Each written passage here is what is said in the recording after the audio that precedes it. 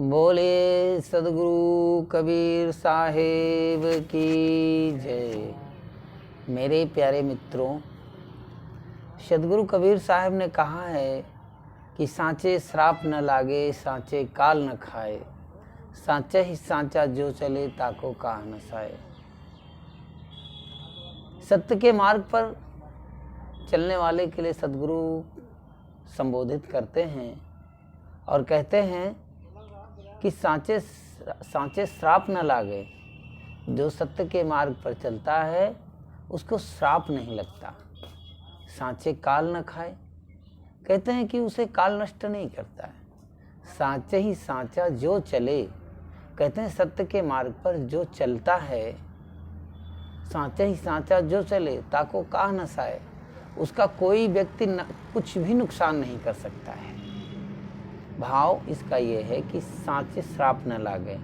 अगर किसी का मन दूषित है, गलत भावों से उत्प्रोत है, द्वेषवश, ईर्ष्यावश, जलनवश, कटुतावश, अगर वो श्राप देता है तो कभी सच्चे पुरुष पर उसका श्राप नहीं लगता है।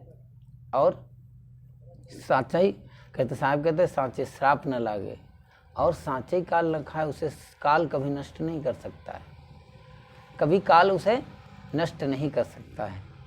और कहते हैं सांचे ही सांचा जो चले, जो सांचे ही सांचा सत्य के ही मार्ग पर चलता है, तो कहते हैं सांचे ही सांचा जो चले ताको काह न साए, उसका कोई कभी कुछ नष्ट नहीं कर सकता है।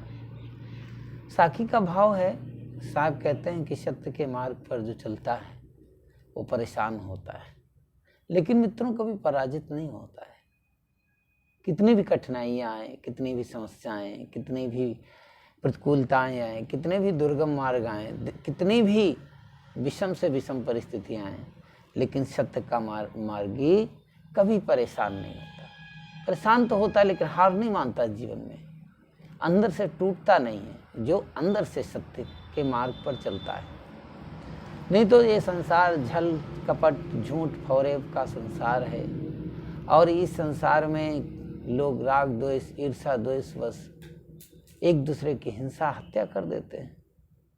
लेकिन साहब कहते हैं नहीं, सत्य के मार्ग पर चलो। एक बात बहुत सोचनी और विचारनी है कि सत्य के मार्ग पर चलने वाला व्यक्ति जीवन में अभावग्रस्त रहता है, जिसको लोग कहते हैं गरीबी में जीवन जीता है, लेकिन सत्य के मार्ग पर चलने वाला व्यक्ति कभी भी अंदर से निर्धन नहीं होता, अंदर से धनी होता है।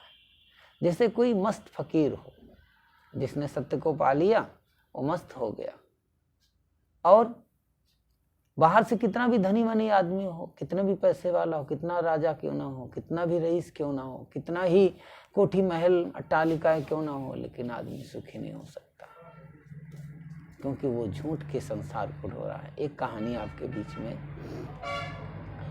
कहानी है। कहते हैं कि एक राजा था और राजा का मंत्री मर गया था। राजा का जब मंत्री मर गया तो एक नए मंत्री का चुनाव करना था उसे। तो चुनाव करने के लिए उसने बहुत कोशिश किया कि कोई अच्छा सा व्यक्ति मिले जिसको हम चुनाव कर सकें, जो सच्चा इंसान हो, कभी धोखा न करने पाए, कभी गफला न करने पाए, कभी दगाबाजी न करने पाए, ऐसा व्यक्ति खोज रहा था।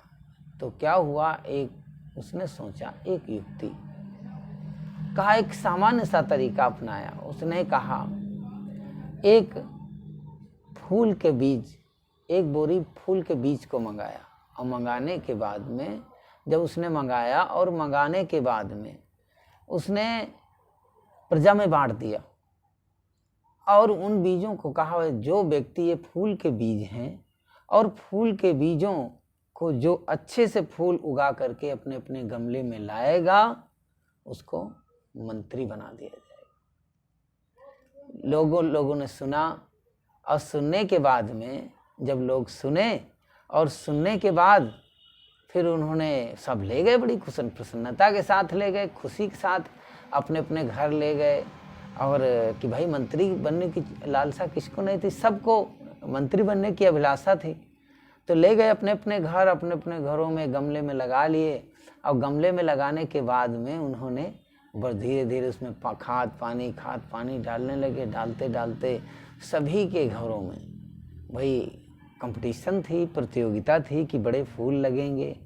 तो उसने कहा कि राजा ने सोचा कि प्रतियोगिता में के लक्ष्य से लोगों ने खूब मेहनत किया अपने अपने गमले को बढ़ाने के, फूलों को बड़े करने के लिए।